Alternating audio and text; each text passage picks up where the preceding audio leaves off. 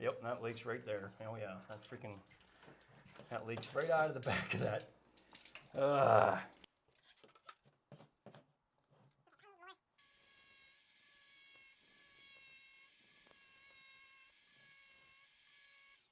Okay, so yeah, it feels like it's good.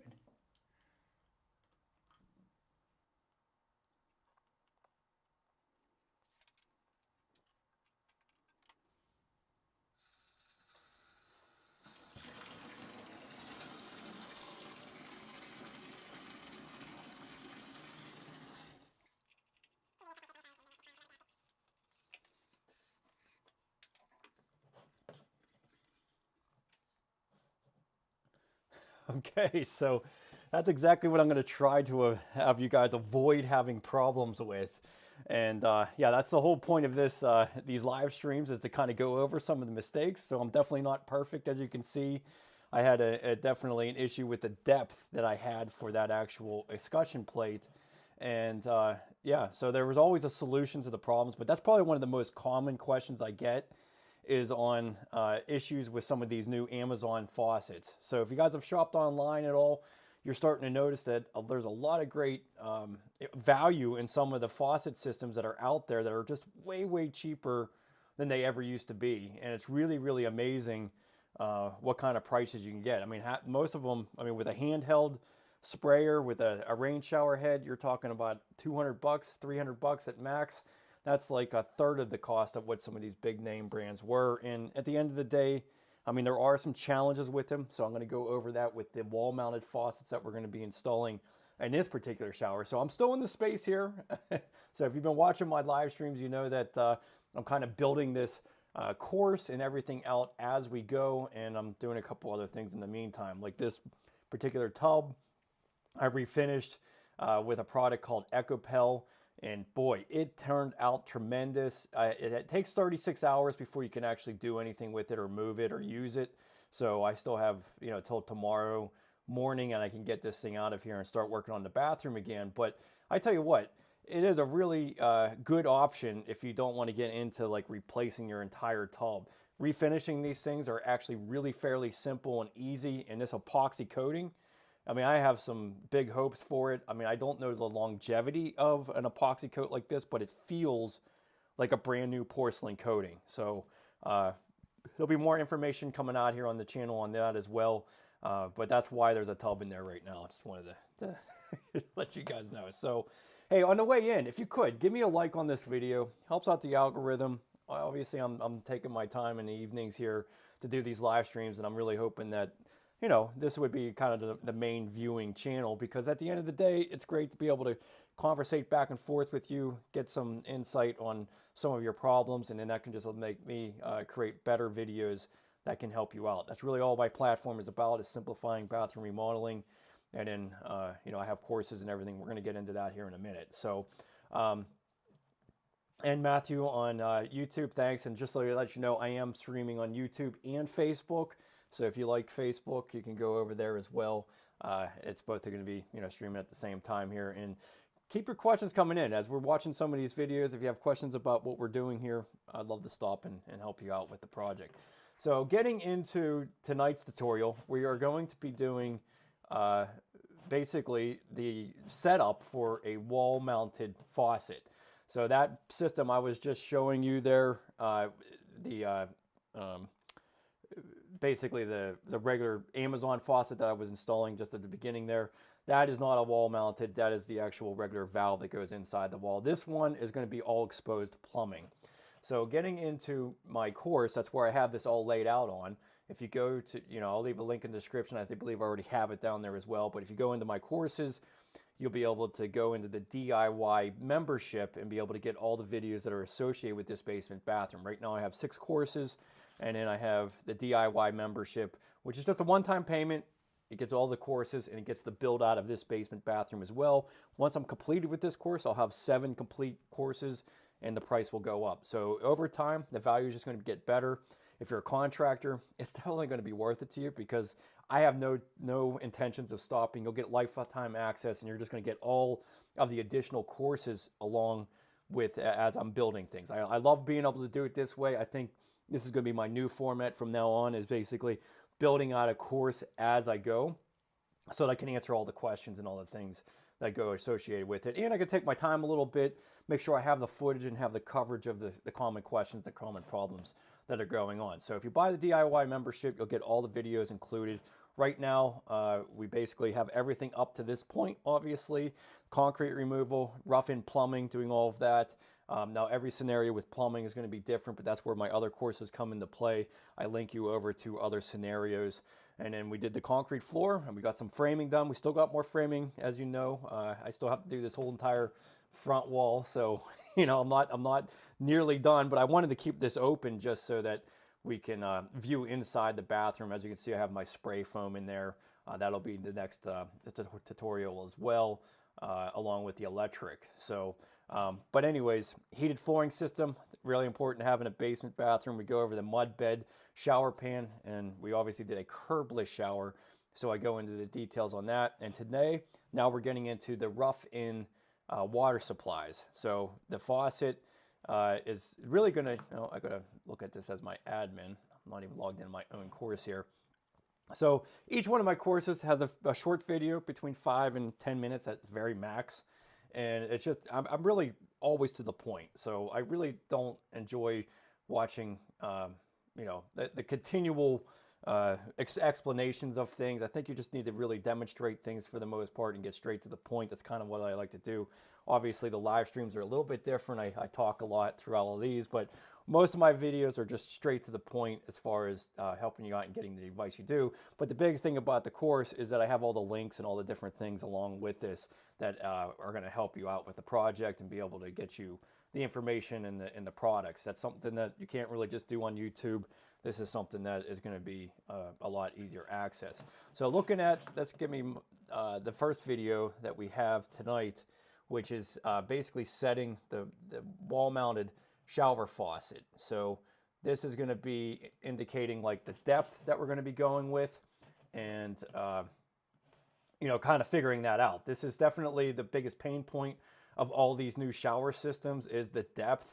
This is actually pretty easy and very, very flexible. You'll see here as we talk about this that this is actually a, you know, it's not, I wouldn't say it's foolproof, but it's definitely a lot easier than some of those other systems that like I was just doing at the beginning of the video. That was like extremely sensitive. Like you had to be within a 1/4 inch or you're completely screwed in a lot of ways. And I've gotten a lot of comments from people over the last 6 months that have had some, you know, unfortunately significant issues with getting their shower ports into the wall right, because they misplaced where the actual adapter was supposed to be. It's really unfortunate, but this one is kind of as much less problematic, you could say. So let's get, I'll show you this and then we'll discuss. Yep. Where's my play button? Shower faucet. This is really going to be a really cool feature. I'm really excited to install this. So obviously it has the antique brass look to it and the old school, you know, single knobs on here. So this is going to be a real streamlined installation. All it is 2 ports on the back that connect into the back wall. So there's no shower head port. It's simply just this, and then we'll go ahead. I mean, after we're done with the tile, we'll install this. So right now we have to put some ports in and some blocking for our water supplies. So with all this connected, it's just, this is really just a matter of a personal preference of where you want to install it. But I would say keeping this away from the ceiling, you know, 6 or 8 inches, but just as long as you have the plenty of head height. So it's really going to be just referencing your own body type and height of where you want to put it. So I think this is going to work out pretty well right about here. So I'm going to put my laser on here and just indicate where this is at. So we'll go something like that. Yeah, 43 inches. I always recommend between, you know, 40 and 48 inches for your shower valve. So that works out great. So we're going to put some blocking in, and the way that we're going to be attaching this is just a couple of female drop ear elbows. So these are going to be sitting 6 inches apart. And then the biggest thing is about making sure that the depth is at the correct depth. Primarily, you want to have this being flush or just a little bit proud of your backer board. So we're going to be using cement board. So that's going to be 1/2 inch thickness. So we want to have this sticking out about 5/8 of an inch. So if we recess our blocking 1/2 inch, that'll give us the room that we need to be able to make this work. Now you are going to be limited also with the 1/2 inch pecs. So you don't want to have this pecs coming outside of your wall, or you're going to be having a hard time with the backer board. So basically just getting this as close to the edge and allow your plumbing to connect.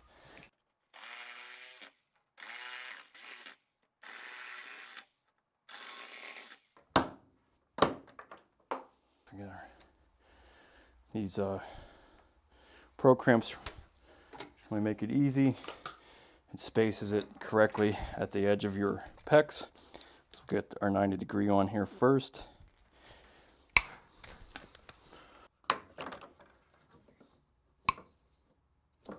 You always want to check it with the no-go-go gauge. Make sure it's in there okay. Metal plate on there. Let's get some blocking in here. So what we'll do is I have some 1/2 inch material here. That'll keep me 1/2 inch behind the stud. So it gives us just about 9/16. I have it a little bit spaced out a little bit more because you basically need room for this pecs behind your stud. So you need to make sure that that's good. So as you can see, this is going to be behind my pecs. So that's about the minimum or the maximum distance coming out of the wall that you can really go. Otherwise, you're going to cause a problem with your backer board going over your piping. So that's basically about 9/16 inch right there. And then this should be 6 inches spacing. Yeah, so 6 inch centers on this. So it's just a matter of finding your center of your shower. So 24 1/4. Mark this. And there's a little bit of adjustment on there because of the way the ports work on here. So these guys are kind of have like a little angle on them. So when you thread this in, you'll be able to adjust this, if you're like a 1/4 inch off or something like that. So just know that, make it center, try to get the 6 inches on center, but if you're not, you'll be able to tweak each side just a little bit to be able to make that work. One nice thing about PEX is that you have so much flexibility with it that you can move things around very easily.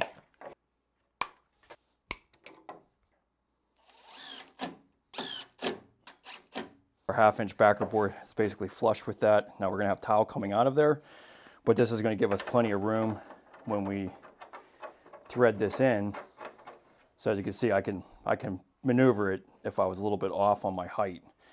And then all this does is threads it up to the wall. So right there, I'm going to have 1/4 inch tile. So this is just going to work fine. So you have quite a bit of adjustment here actually, because this can thread out. Now you're going to have these connect on here, so you still need a good 3/4 of an inch coming out of here. So, but it's kind of nice having these excussion plates, because if you completely were off for some reason, you could always cut back the sleeve of this to get this further back. But we're in the right position. Like I said, we just want to be basically even with your cement board, and that's where we're at.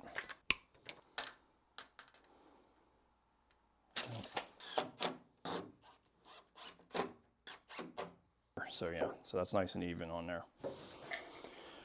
Pretty simple installation. It won't be a very easy thing, so we'll just get some caps on here so we can test the plumbing.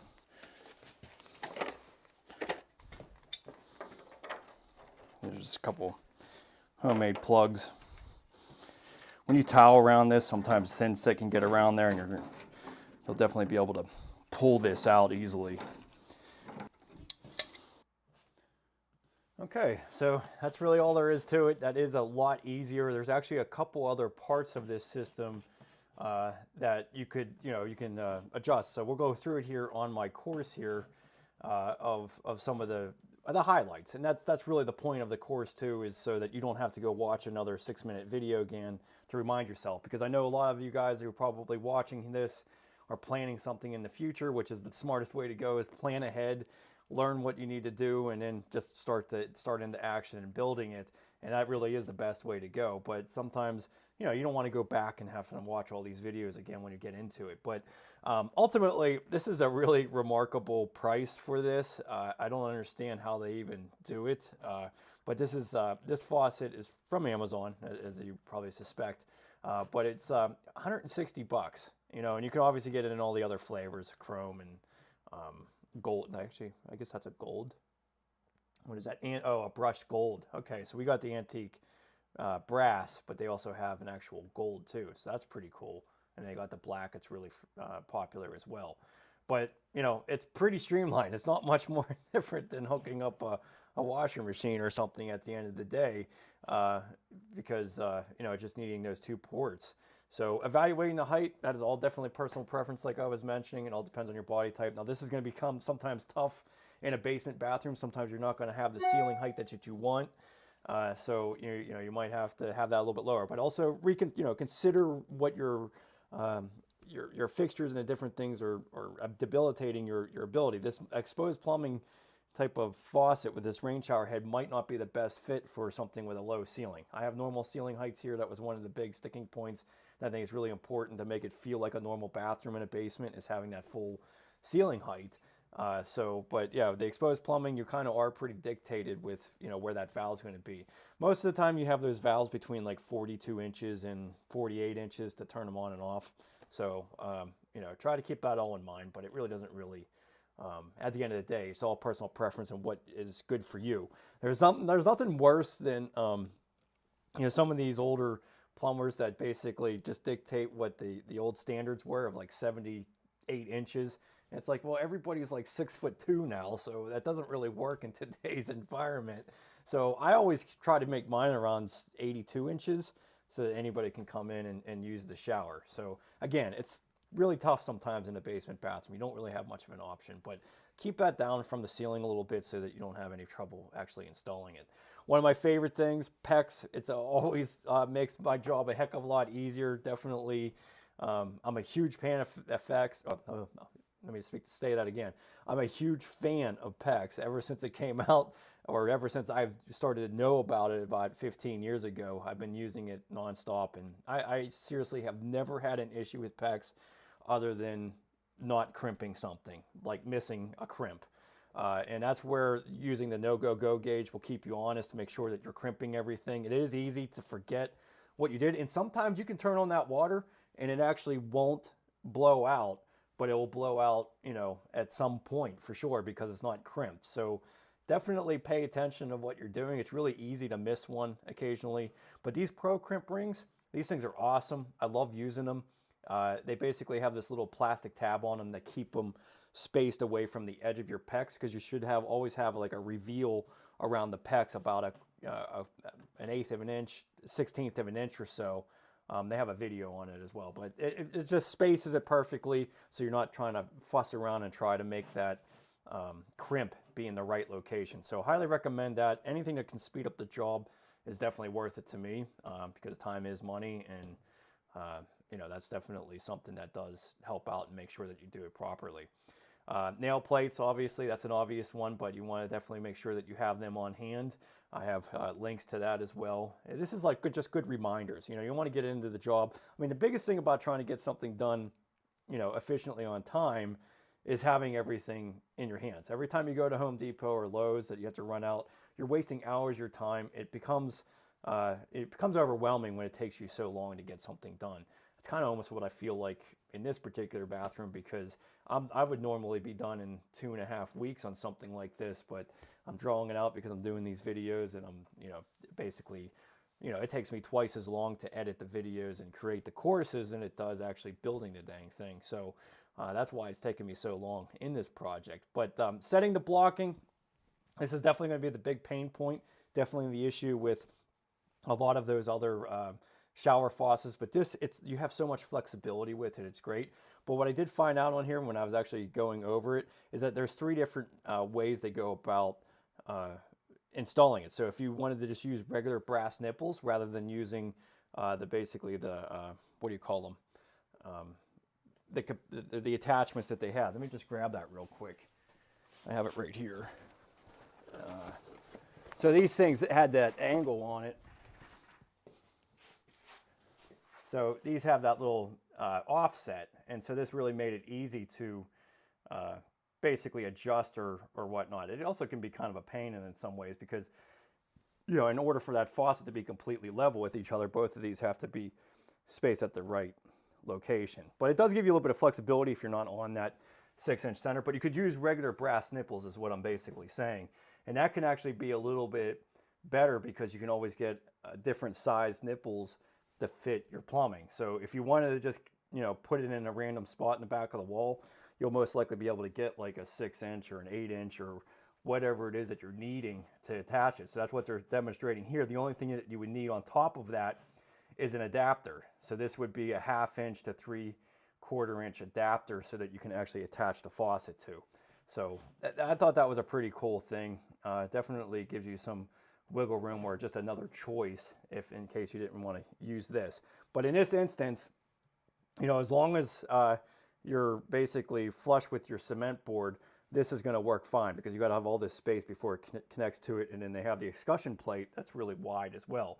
The third option, which is actually something I'm going to order next time because I actually think this makes it even somewhat foolproof, and that is having copper extensions just coming out of the wall. I thought this was a really interesting. Do I not have a special? Oh, there they are. Okay, so these guys get sweated on after. So these are made by the company that sells this stuff. But if you just had regular, oh no, I'm sorry, it's a slip fitting. Huh. So you don't even have to solder anything. I thought it was a solder joint. So it's just basically a compression fitting. So that's pretty cool. So you basically allow that copper, cut that copper off. And what would be great is that, you know, you'd be able to just easily install something like this, which is just a regular nail apron with a stub out. So you can just space that out as long as it's coming out of the wall. You're going to be able, you'll be perfect to be able to, you know, no matter what, you're going to be good with this. And this goes on the outside of the tile as well. So it's almost kind of foolproof in a way when it comes to that. So you can see here in this picture, the apparatus gets screwed over the finished wall surface. So I thought that was ideal. What was that 30 bucks? I don't even know what the price of that was. It wasn't much. There's the, so yeah, 27 bucks. I mean, that's what I kind of spent on some extensions and stuff like that. So that's pretty reasonable. I think this is a really awesome way to go. It's almost like you can't screw it up because you're going to be on the outside of the wall surface. So it really takes all the guessing work of your depth out of the way. So I really wish I would have paid attention to that. I probably would have demonstrated it that way rather than fooling around with these. But these are going to work just as fine. But the great thing about it is that escutcheon plate is so deep that if you had it too far out or too far in or too far out, I should say, like if that PEX adapter or the drop your elbow was too far outside of the wall, you'll be able to cut that escutcheon plate kind of like I did at the beginning of the video. So pretty cool. But yeah, I'm just demonstrating here that basically I'm flush with 1/2-inch material. Once I get my 1/4-inch tile and my thin set, you pretty much account for about an 1/8 inch of thin set on 1/4-inch tile. So 3/8 of an inch. Yeah, this is definitely going to work pretty well for that. So pretty easy, but yeah, like I was mentioning here, this escutcheon plate is pretty wide, so you have a lot of flexibility there. If you had to cut the back side of it off, you could do that. So keep it 6 inches center. There you go. You're all ready to go. These temporary plugs, I do have a little tutorial on that on another course. Really just pretty simple stuff, but just using one of these stub outs and a male adapter. Much better than buying any of those cheap test plugs that are problematic. You'll actually see a little bit later in the video an issue that I actually have with that. So yeah, so going on to the next one, and I do have all the materials in here as well to help you out to be able to find the materials that you need, like these pro crimps are all in here. A lot of it's linked to Amazon, a lot of it's linked to Home Depot, whatever it takes, whatever is convenient for the most part. And I do have a PEX checklist that you can download and print out as well. And then every one of my tutorials, if you ever had a question with your own bathroom, you can leave a comment here I'm really psyched to continue to help people on this platform, because the more that I build on this, the better it's going to be for the next person that purchased the course, because they would have other people's demonstrations of issues or whatever on there. So it's pretty cool. But yeah, going on to the sink faucet, we're going to kind of do a matching shower sink faucet, but that was the rough end for the shower. It's pretty streamlined stuff. There's not much you really had to do with that. So let's go for our wall mounted sink. And this is going to be, I'm really excited to do this as well. I think this is going to be a really cool feature for the sink wall. And it's just going to give like a really nice classic look to it that I haven't really done before. I've done some wall mounted faucets, but it's been a long time. And I think having a matching shower, exposed plumbing, and faucet is going to look really great. So let's watch this video and we'll move on. Okay, so this is going to be another cool faucet we're going to be putting in this bathroom, and it's going to be a wall-mounted faucet for the sink. And this is going to have to make sure that we plan ahead here and make sure we have it at the right height. So what we're going to do is basically have a larger backsplash made out of the same marble or granite that we put for the top. So this will be incorporated into the actual granite area. The location of this is really important, and you really have to plan this out, or you can really have a pain point later on. So we didn't order the countertop yet because we haven't selected that yet. Since we have limited space here with the height and having a light fixture above the mirror, we're going to account for our vanity, which is 32 inches. So that's the height of the actual vanity. And then we have to account for about 3/4 of an inch for flooring, because we're still going to be waterproofing this, and then we're going to do the pebble stone. And then we have to account for our countertop, which would be 1.25 inches. So it gives me a total of about 34 inches. I'm going to go 34.25, just to give myself a little bit of wiggle room on the height of what that vanity top would be. Okay. And then from the top of that vanity top, we're going to go 3 inches to this. This will be the center mark of our faucet. So our faucet's going to be sitting here.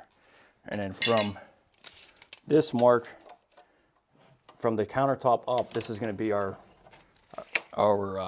backsplash. So our backsplash is going to be right about here.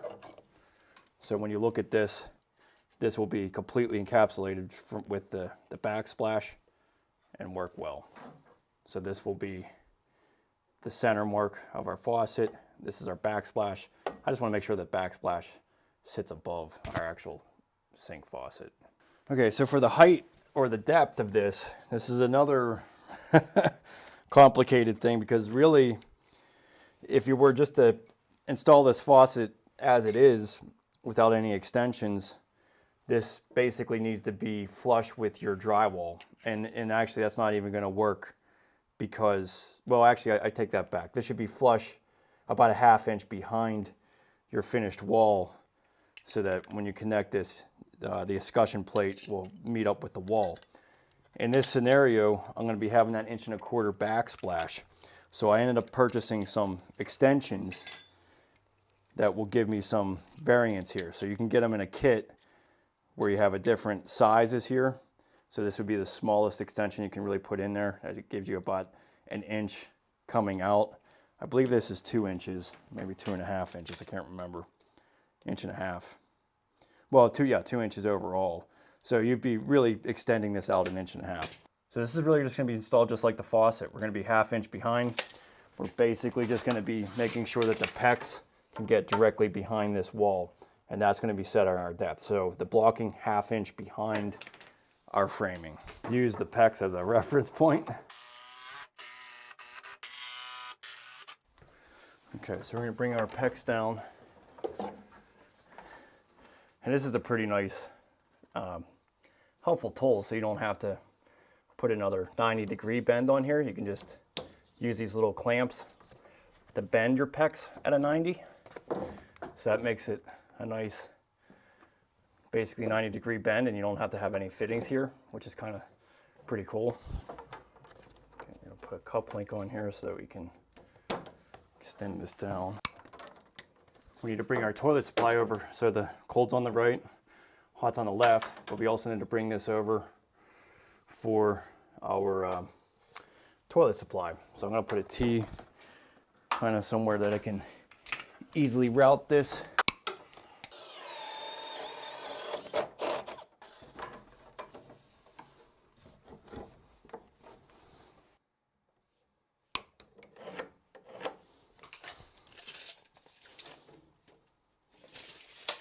That's the center. Yeah, 6-inch spread. It does allow us to, since this is like offset, it will allow you to adjust this. So if you're like a 1/4 inch off or something off 6 inches or whatever, this is going to allow you to be able to do that. So that's kind of nice.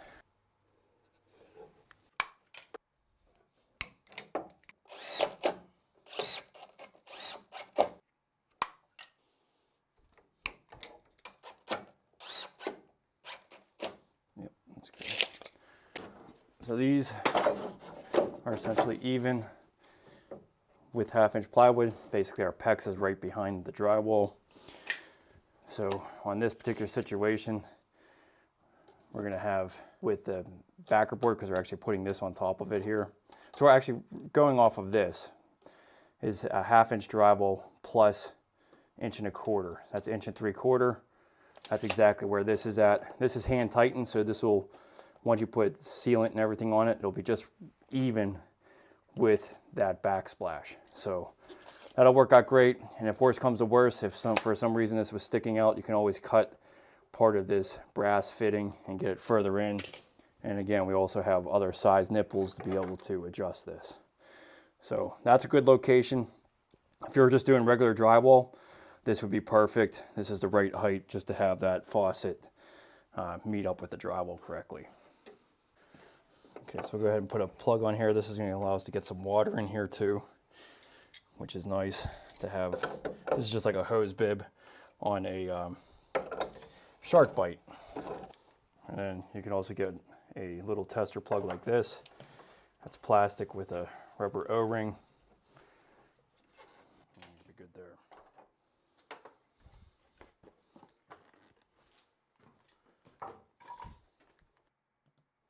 Okay, so yeah, I mean, this also has the same exact system as the basically the shower did. The only big difference is that I was actually going to be doing granite behind it, and I'm really excited to do that because I think it's going to look awesome. Just having a nice big backsplash that's going to bring a lot of different. I'm not sure what kind of countertop we're getting yet. That's up to Nikki to figure out what she wants to do there. But it's going to bring a lot of flavor to the back of that wall. I think it's going to look really cool. So, I mean, I think we are going to go with about a 10-inch backsplash and just basically have that faucet, being encapsulated by that backsplash, which will look really cool. And these things, again, are really cheap too. $79 for this faucet. So that's pretty tremendous, pretty tremendous. So, and really not much to it. So as you can tell, it's just putting those drop your elbows into place, and that's all there really is to it. Where we did spend a little bit extra money on was the actual vanity, because it's all made out of actual teak.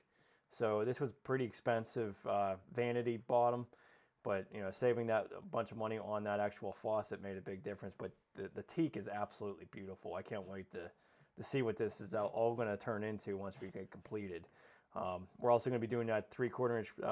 Well, I counted for 3/4 inch. It's really only going to be about a 1/2 inch thickness after thin set, but using these pebblestone tile floor. So it's tough to evaluate that. There's no doubt not having everything finished, not having a finished floor makes it difficult to gauge where you need it, and you need to be able to set this all up before you install the vanity. So that's one downfall to a wall-mounted faucet. You have to know exactly what you're doing, how big your mirrors are, and evaluate all that before you even try to attempt to do this. But 3 inches off the countertop should work just fine. I actually could have been a little bit lower than that, especially with the way these valves actually turn off. There's no like real lever or anything, so you can be almost as close to the countertop as you want, just as long as you're able to actually turn the thing off. So, but I went with about 3 inches off the countertop. I think that's going to look pretty good. And then obviously I was like mentioning, I was just going to reference the actual backsplash height as well. But this was like the inspo pick that we kind of went by. You could tell they're about 3 inches off the countertop as well. The only thing we didn't want was just having nothing behind it. It still looks pretty cool, no doubt about it. So it's going to definitely bring some real nice feature to it. The extensions are a real important part to this, but this, you can buy the same things I was just talking about with the shower faucet. So these extensions are not expensive, and I would say if you're a contractor, you definitely should have these on hand just for any type of plumbing thing, because you know, there's always issues with the depths, even with the bigger brands and stuff.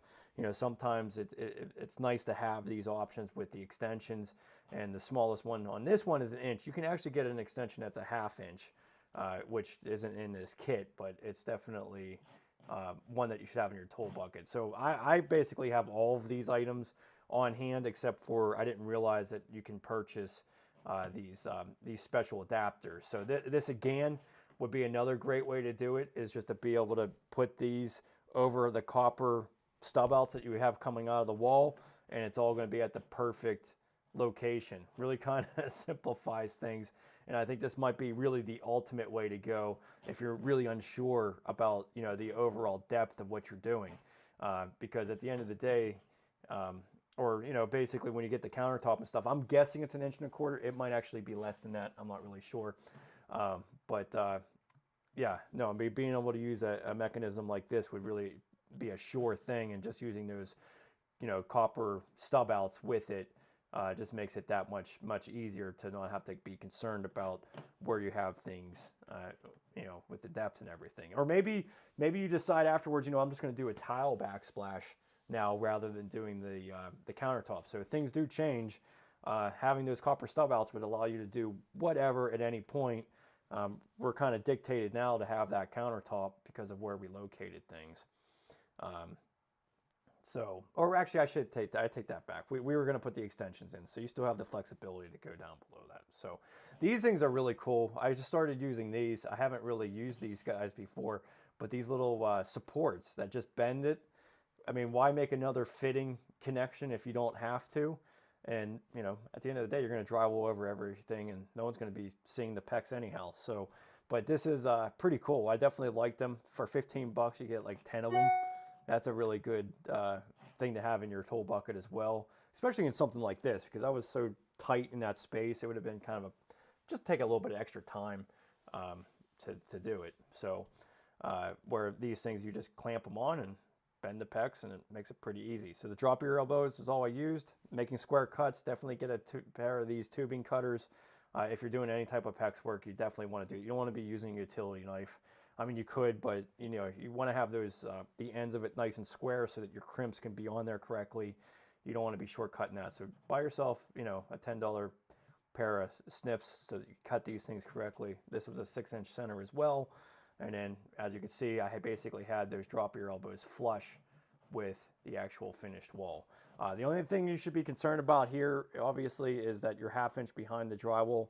Just be cognizant of that. You know, you don't want to be putting anchoring anything behind this area, or you're definitely going to, you know, have a chance of actually hitting the water line. So that's one consideration to be, you know, a little bit worrisome, having the plumbing coming out so close to the wall. But, you know, there's not much you can do about it on some of these circumstances. But we're going to have a backsplash up. There should be no reason to be drilling through anything like that. And then just double check things. Make sure that after you have everything set, this is the time to do that, because later on, certainly a lot more complicated of a mess to fix. So, but overall, like, so we're going to be doing ½ inch furring strips on the outside of this wall. That's what I was trying to explain in the video. Main reason is I have all this plumbing on the outside wall that actually ended up coming out beyond my framing. So I don't know if I can see it here or not. I've got all this spray foam, but these basically the pipes up here at the top are kind of sticking outside of the framing. So I'm going to have to fur this out up there. That's actually the flex duct for the vent fan. I should have just strapped that up, made it look a little bit better. But that one elbow right there is kind of sticking outside of my framing. And so I'm going to be adding ½ inch material on all of the outside, or this entire wall. So I have 1 inch of, or a ½ inch of plywood. I have ½ inch of drywall, 1.25 inch backsplash. That's 2.25 overall. That 2 inch extension worked great for this. So you really just have to do the math in your own specific situation, but I'm just kind of highlighting how I went about doing it. This shark bite hose adapter, great thing to have on hand. It's nice to have water inside the bathroom that you're actually using rather than going to the laundry sink and, working all of that. So definitely grab this. This is really great. It's all I did was a male adapter and just attach that. I also have the little remover tool right there, so I can just pull it off when I'm needing to put that countertop on and put it back on when I need water. So definitely convenient. And I would not recommend getting these little plastic things. You'll see here at the end of my video why that is. These things really do suck. They're not worth purchasing at all. I would take the time to actually make these things. And then I also have in here linking over to my other cores. So if you were doing a pedestal sink and doing water supplies, I go through that scenario in my tub to shower conversion, basically highlighting how to, what's the best way to do it for a pedestal sink. So I do have a lot of other tutorials. They kind of all go through, because my methods are kind of mostly the same, but when it comes to different installs, you just want to pay attention to what you're doing. So like these bracket systems are really great to space out and have the location for your pedestal sink. Pedestal sinks, most important thing is where you're locating that, so it looks well and that your extensions or your supply lines can connect nicely. So, but yeah, and then I have all the links in here with the inside of my course, so that you can easily look and find them, or know what you're looking for when you go to the big box stores. So Brian Bruford on Facebook, thanks for commenting here, man. And Adam, thanks so much on Facebook as well. Got a lot of Facebook guys on here. Thanks for watching. And Julio, you're looking at the curbless bathroom course. Awesome, man. I really appreciate it. The DIY membership is probably really the most valuable one, because it gets all of them. And I have a whole bunch of links going to them. But that curbless shower course, boy, I spent a lot of effort on that one for sure. This curbless shower course, I have 3 different showers in there, 3 different waterproofing methods on there, and then showing all the tiling aspects to it. So it's basically like 3 bathrooms in one to a certain extent, but it goes through all the drywall, the plumbing, the toilet install, vanity, all of that stuff, but it just has 3 separate showers that go through 3 different configurations. And I'll most likely be linking some of that stuff over to this basement bathroom, because this basement bathroom was curbless as well. So Julia, if you decide to purchase that, I think you'll definitely get some great insight on how to go about doing that with their different circumstances and different ways to do it. So this I just had to put in here because I was connecting, for the toilet supply, and I also had an outside hose bib that I had to connect to. So let's watch that video, and this is only like a 2-minute video on that, but it basically just goes over the location and how I'm going to temporarily connect over to that hose bib, just some kind of simple basic plumbing configurations here. All right, so here we go. Okay, so we have a water supply for a hose bib over here. So, and this is going to be where we want to have our toilet supply. So we'll just elbow down.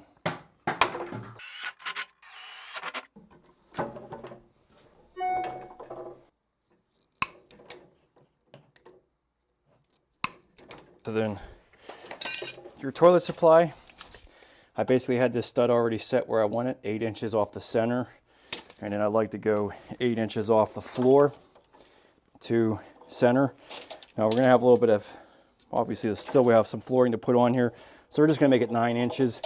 But the main reason I like being 8 inches off the floor is in case you had like a 5.5 inch, baseboard or something like that, you're not gonna have to cut the escutcheon around there. But this is really the easiest way to go for bringing this out and basically adapting the copper, and this little nailing flange makes it easy to mount. So something right around there.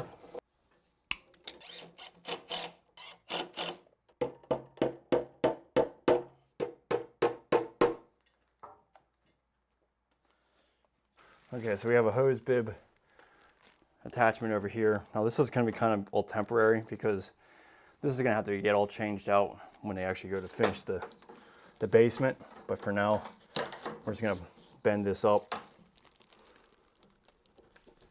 And these things are really awesome. It just allows you to bend the pecs and not having to use a fitting. So it just holds it right there like that. Okay, so we're going to connect this with a shark bite. So first thing you want to do is cut your copper cleanly. Sanding tool. And then we have a deburring tool. And this is also acts as a depth gauge, so you just spin this around to make sure there isn't any copper burrs. And you just mark your copper on your shark bite. Just make sure it goes all the way to the mark. And then you can also mark your pecs too. I mean, obviously you want to make sure that this stuff is correct. That's right to there.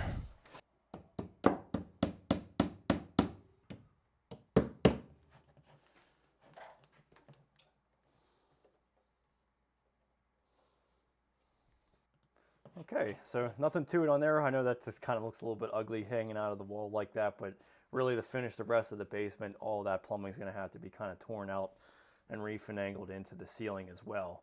Yeah, I mean, that is definitely, you know, and Kyle post on Facebook or YouTube just said shark bite with a question mark.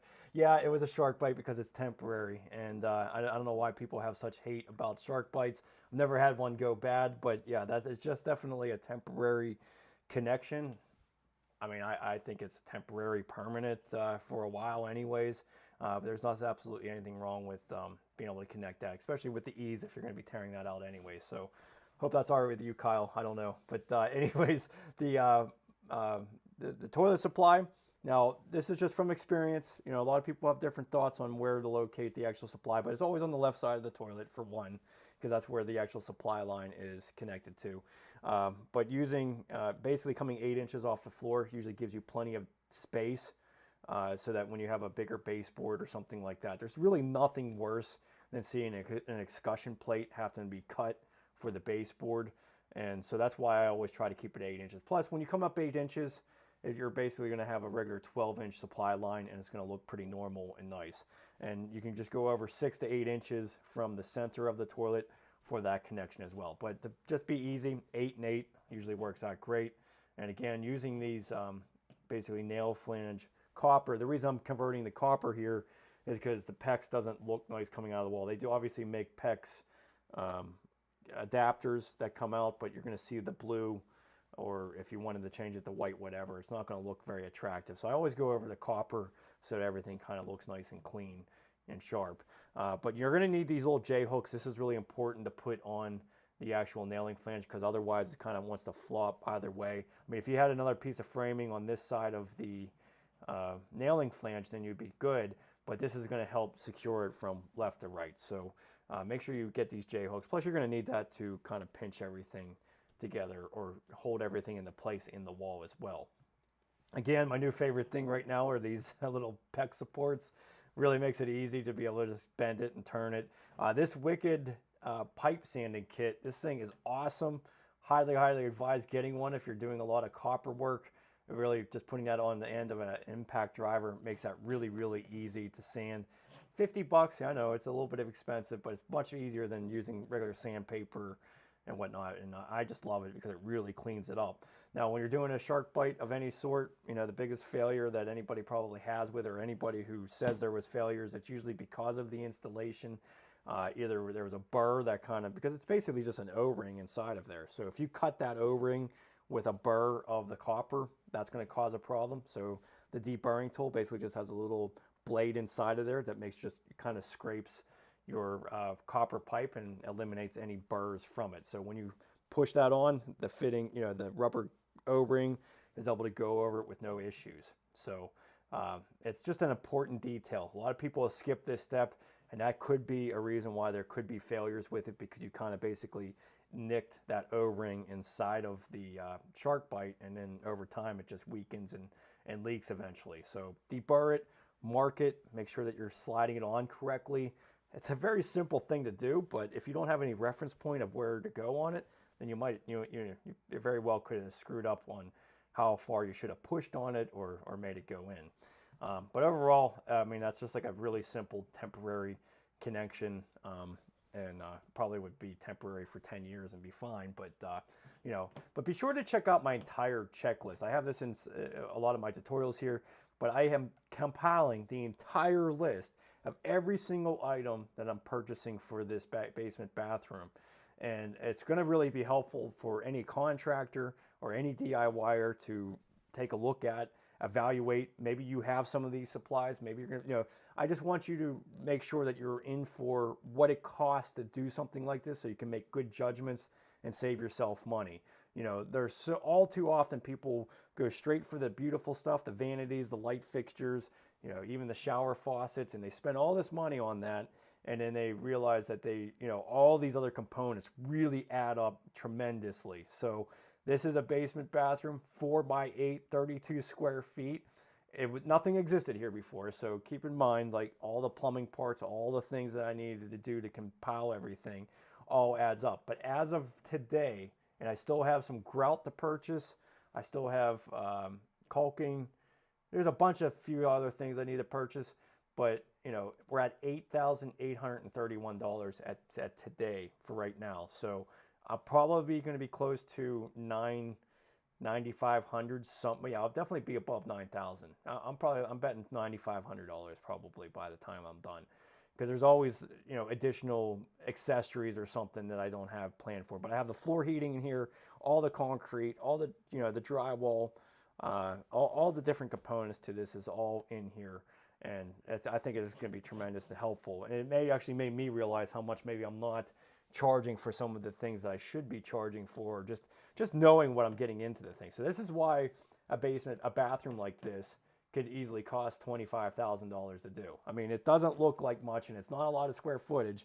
but it's it costs a lot of money to do it, and it takes a lot of labor and time to do it as well. So keep that in mind. If you're a contractor, you need to be charging for things. You can't be out here doing this stuff for free. You're never going to really last long, especially with the way all the overhead prices of things are costing. If you had to buy a new truck, my goodness, you're in a lot of debt, and that's all part of the job, getting all the stuff here as well too. So,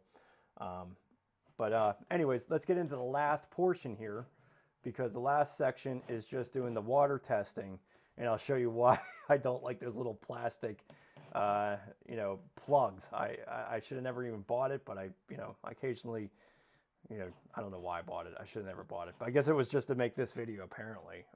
So this is just turning on the water, and then just a couple of things on, testing your plumbing here, for the matter. I don't understand why this thing glitches like that. I keep seeing that kind of lightning glitch on here. Kind of bothers the hell out of me. Let's see why that does that.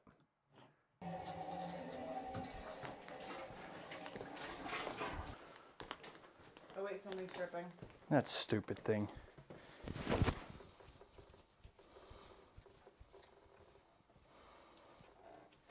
This is why I don't like these things. Just leaking right out the side of it. What a piece of junk. That, and if you snap this, it's a real pain in the neck to get out of the fitting. So I'm going to turn this off and put in another stop. Yeah, so these things suck. I've always had a problem with this, and there's nothing worse than doing this for a client and then them calling you at like 8 o'clock at night telling you that this thing started leaking on them. I don't get it, but it's just a rubber gasket on here, and it's supposed to keep it tight, but I've had more problems with that. That's why I make these homemade ones, just out of a stub out and a male adapter. I never have a problem with these. Plus, these copper ones you can really crank on and get out of the port, whereas there's plastic ones, you snap them inside of there and you're in a lot of trouble. So it's worth taking the effort and just making a couple of these shutoffs. And then this guy is just a hose bib, so I'll be able to get some water in here, and then I have this little shark bite slip part so I can pull this off when I'm cutting around this area. So this is kind of really nice and convenient to have water in the space that you're working at.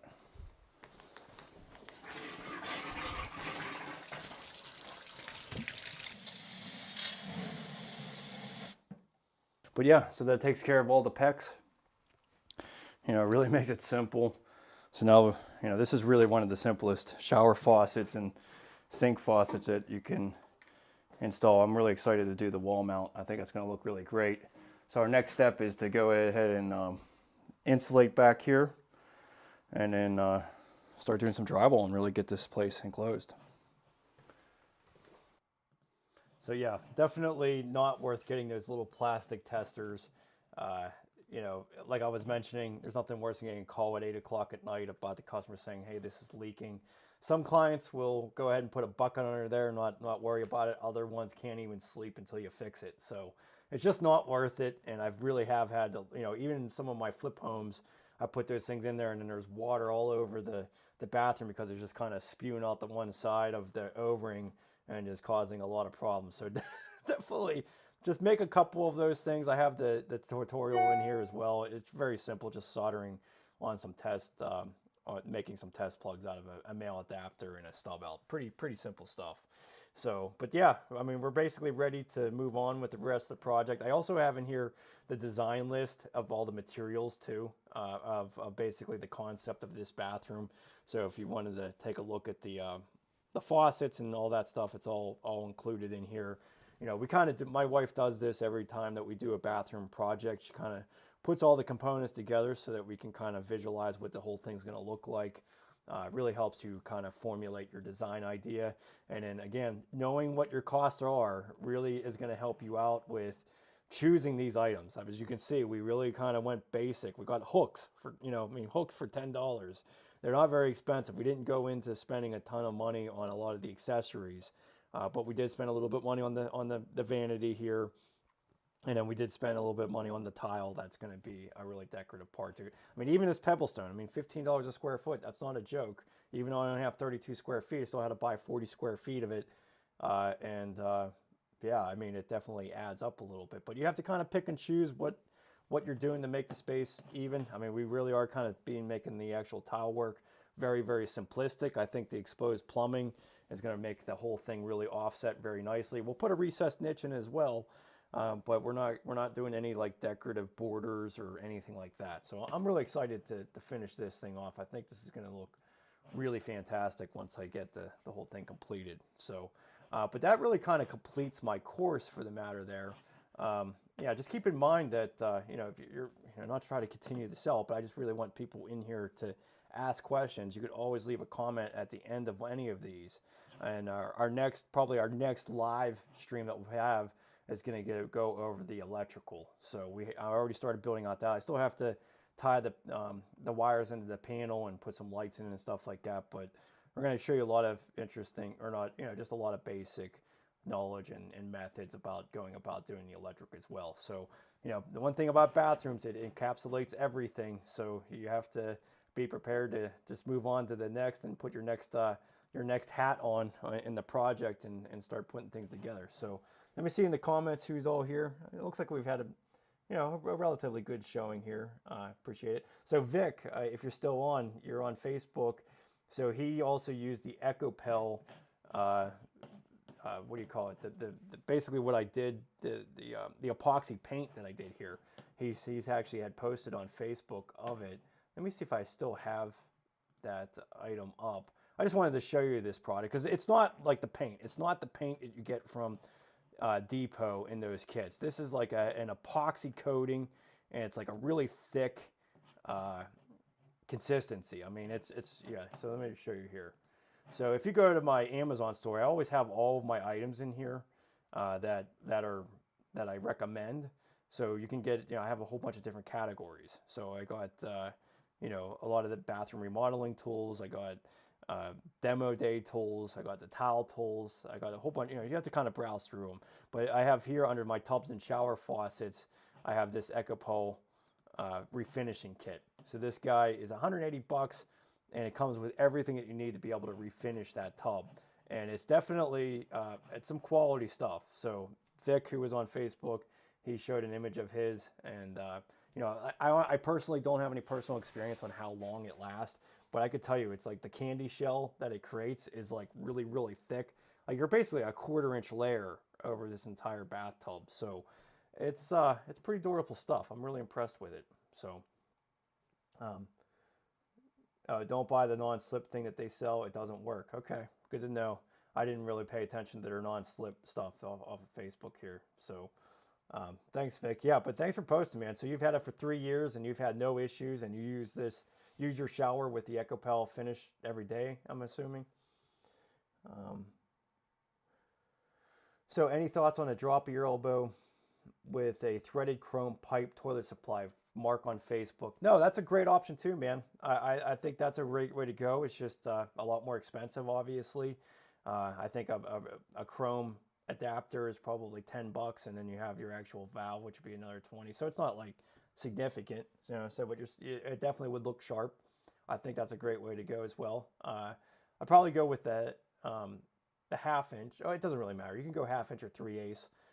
But the half inch would probably, I see a lot of plumbers using those, and I think they work out great. That works really well too. So, Neaton on Facebook says, "Can you create a course on hardy siding?" No one's doing that. Maybe someday. Maybe someday. I've done a lot of it. That's for sure. I've definitely done a lot of the board and batten style with the big sheets of it. So. It's definitely, that's about the only hardy backer stuff I ever use is the stuff for siding. I think it is tremendous for that because no bugs are going to want to eat it, and you can paint it whatever color you want, and the paint's going to last a really long time on it. So I just don't use hardy backer in a shower. I don't see the point of it. You have to still waterproof it. It causes a lot of problems. So Vic on Facebook said that the refinishing of his tub with the EcoPel, he has it more than 3 hours or 3 years now, and he has 2 kids. So that shows you right there. If he has 2 kids and they're using these tubs, they're rough on it. They're rough on it. So that's a good review on it. Thanks, Vic. I haven't really heard anything bad about it. The only thing is that you can't really touch this thing for at least 36 hours. I mean, it's kind of cold in this space, so I'm kind of challenging the temperature. Like in a normal home, most of the time you're going to be 70 degrees all the time. But yeah, even like this morning, I kind of put my hand on it, and I can kind of imprint my hand on the epoxy, and I had to buff it out on the rim of the tub. So definitely, you have to wait the time before you can put any real abuse on it. But yeah, so that plug messed me up 2 weeks ago. It's because I was doing 2 projects at the same time. I just went and got a few copper pieces. Yeah, Jamrock on YouTube. That is definitely the issue, man, with these Amazon faucets, and that's this exposed plumbing one, like I was mentioning in this, having the alternative choice with these special adapters that they sell, I think is really helpful. So this kit allows you to basically use a copper stub out and attach your finished exposed plumbing connection too. So that is a big difference there, because you could just have that copper extension come out wildly and you don't have to worry about it. So I think that's definitely something I'm going to be using in the future. But yeah, the regular Amazon faucets are really painful because they don't allow any depth. Everything has to be kind of perfect on them. So yeah, so I can see that me and my brother aren't charging enough on Facebook. Yeah, it's definitely, it takes time it's harder now even than ever. I mean, everyone knows that the inflation and things are really causing havoc and a hard time to grasp of what things cost and what you need to charge for things. But yeah, I've undercharged for years and years and years as well. And that's why having a list of some of this stuff, it's really just making me better. I mean, I'm making it for the course, but it's also just, it's really helping me out because I'm realizing, okay, I have a trailer full of stuff, but each one of these kind of parts and stuff can cost a fortune, or not a fortune, but like they add up over time. So having a checklist with all of the items kind of really gives you perspective on what it's costing you to do some of these things. I mean, like this, for instance. Okay, I love the Pro Crimp rings. They're awesome. And so in this checklist, I also, you have the links to it. You can go to take a look at it and make sure that the price that I showed, because, obviously prices change everywhere. New York City probably is costing a lot more for this same item than I am here. So, but you'll at least have the link that goes over to the list or over to the store that I have and give you a good price on it. Evaluate what it is. Now, where was I? There's my material list. But I have all the items in here that you can click on and be able to find and purchase. But some of these items are just kind of ridiculous how much more they were than I ever thought they were. Because even like let me see here. It was a lot of the fittings that I was surprised on, the 4-inch fittings that I was like, holy cow. So like a 4-inch long elbow. So this guy here, I gotta click on that. So this guy here that goes up into the wall, I mean, $36 for that thing. So yeah, it adds up quick. It's unbelievable. So, but yeah, there's a lot of things in here that I was kind of surprised by as they add up. And you really should account for all these things. Even though you're going to have like a whole bunch more extra Romex connectors when you purchase them, you still need to charge the customer for it. You know, it's not like that stuff is free. I mean, you might have purchased 100 pack of this stuff, but that doesn't mean you shouldn't be accounting for that when you're actually installing it. So, you know, yeah. So, anyways, oh, okay, Vic. So he said he found a guy out in New Jersey that uses EcoPel. Yeah, I think you could make a straight up business doing installing that stuff for sure. You know, because it looks great, and yeah, it's definitely something that honestly, it would take me. I'd be probably much faster. This is like the second bathtub I've actually done with this EcoPel stuff, and the other one was actually in a actual home that I had to tape everything off and everything, and it worked out great. But I've definitely, if you did this like once a week, you would get a lot more efficient and know how to really maneuver this stuff to make sure you're coating. Like for instance, in this bathtub, I basically coated everything on the inside of the tub, and I left the outside of my tub, bare, because I didn't want to get the stuff on my shirt as I'm walking in or anything, or as I'm leaning over the tub, I should say. But I should have left a good half a quart left to just pour along the front rather than trying to scoop all the extra stuff out of the middle. And it's just simple things like that would have made it a lot more efficient on spreading it on the outside. I kind of basically put a little bit too much on the inside of the tub, and I didn't have enough on the outside. It all worked out, everything coated well, but there, you just learn from experience over time on these things.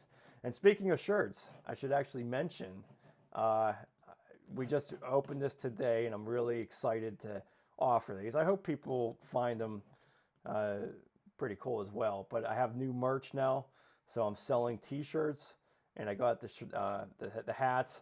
And one of the things I really, I wanted.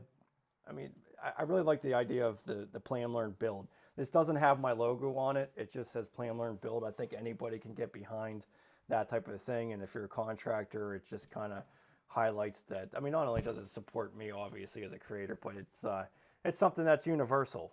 Like everybody's going to be, I think it's a cool shirt. So I'm really excited to start selling them. We got the hats. We got some T-shirts. We got a regular beanie hat, like, for, obviously it's not winter anymore. But yeah, check out my website, bathroomremodelingteacher.com. I got all those on there. We have some, my wife put this together on the Yinzer t-shirt. So pitch your plumbing down. That's, I'm really bad at my Pittsburghese. So there's a couple of funny ones on here that, we might build as if this becomes successful. Might build some more on there, but we're just starting out with the t-shirts and hats, so I'm excited to share that with you. You'll probably see a lot of the videos and shorts on that coming out, but yeah, check it out. Get yourself a shirt. So, all right. Well, anyways, thanks guys for joining me tonight. Really appreciate it. Again, give me a like on this video, and if you have any questions along the way, you can reach me at bathroomremodelingteacher@gmail, or buy one of the courses. You'd find me in there. But our next live will most likely be Tuesday. And we might be going over the electrical if I get everything done tomorrow. I just got to get this tub out of here, and then we'll be moving on. So, all right. Thanks so much, guys. I'll talk to you later.